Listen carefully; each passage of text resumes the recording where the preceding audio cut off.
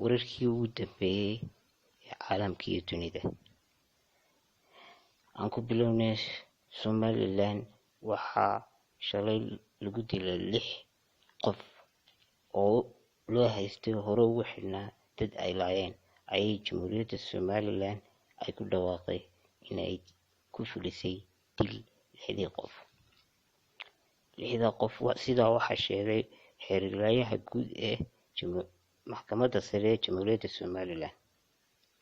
6 qof waxaa sababay dilkooda hadda lama garanayo in si degdeg ah ayaa dilkaas u dhacay.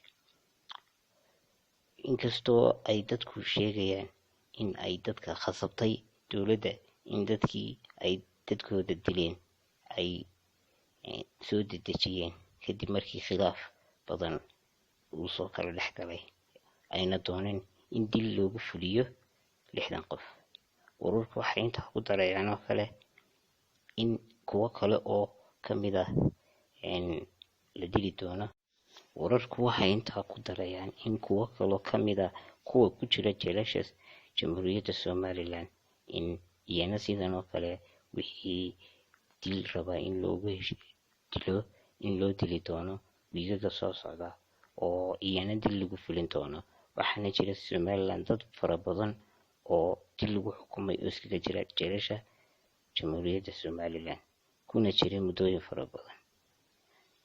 Wararka kale aan idiin haynana waxaa ka mid ah isla Somaliland waxaa Imaaraadka Carabtu fasaxay xoolihii Somaliland kadib markii heshiis dhex maray labada dal, waxaana ay qaadanayaan wiigaga soo socda markabkii ugu horeysay oo ka ambabixi doona dekedda Berbera.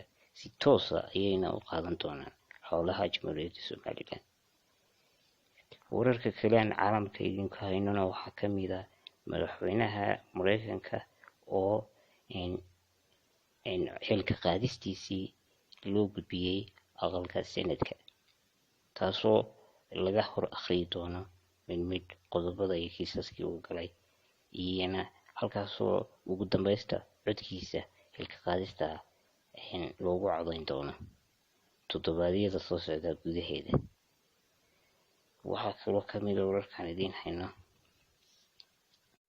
midowga Yurub oo diiday in ay dagaalka Iran uu kula jiro Mareykanka kala midoobaan iyagoo ku diiday, waxaana sababay khilaafyo hore u soo kala dhex galay iyo tashi la'aan uu sameeyey ku kacay madaxweynaha Mareykanka. Waxaana ay sheegeen inaanay haba yaraatee aanay ku jirin iyagu hawshaas bariga dhexena ana wax magaranaysaa howlgal aanay ka fuli doonin kadib markii Trump ka dalbaday inay usoo gudmadaan midowga Yurub.